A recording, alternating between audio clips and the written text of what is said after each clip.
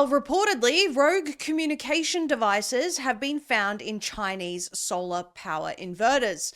Officials are reportedly reassessing the risk posed by Chinese-made devices found in solar panels that are capable of damaging the energy infrastructure, destabilizing the power grid, and triggering widespread blackouts. Over the past 9 months, rogue communication devices not listed in product documents were found in solar power inverters and batteries from several Chinese suppliers, according to sources familiar with the matter who spoke with Reuters.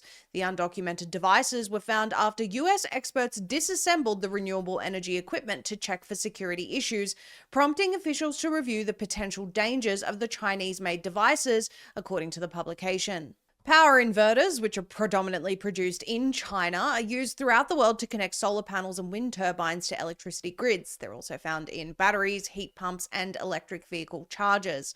While inverters are built to allow remote access for updates and maintenance, the utility companies that use them typically install firewalls to prevent direct communication back to China.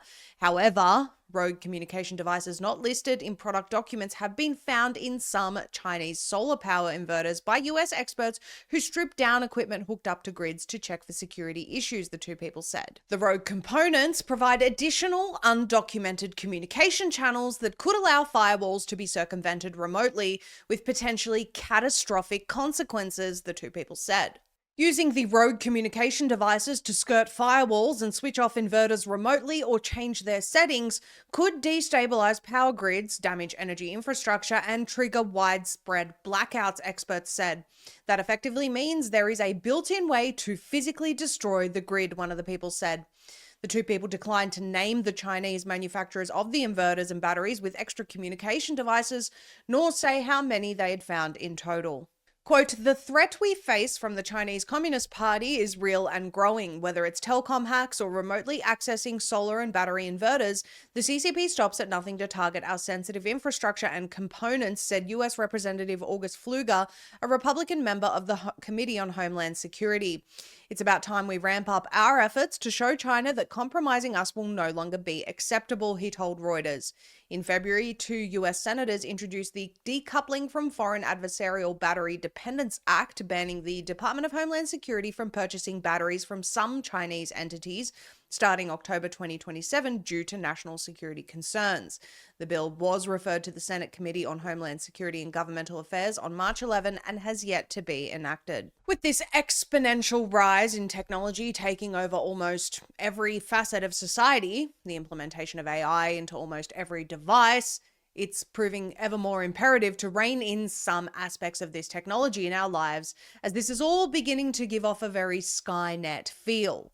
Whether it be the so-called rise of the machines or rogue actors or states, a city or country or world in its entirety could be thrown into darkness with the flick of a switch and essentially bring turmoil into communities worldwide. A lot of people don't realize how dependent we are on electricity, whether it be coal-powered, nuclear, wind, or solar. Once it's out, everything stops working, not just the lights.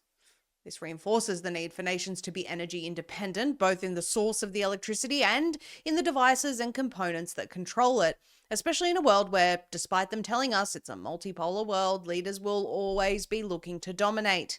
As the saying goes, power corrupts, absolute power corrupts absolutely. We'd be wise to not forget that and stop pretending that we're all going to join hands and sing Kumbaya around a fireplace one day.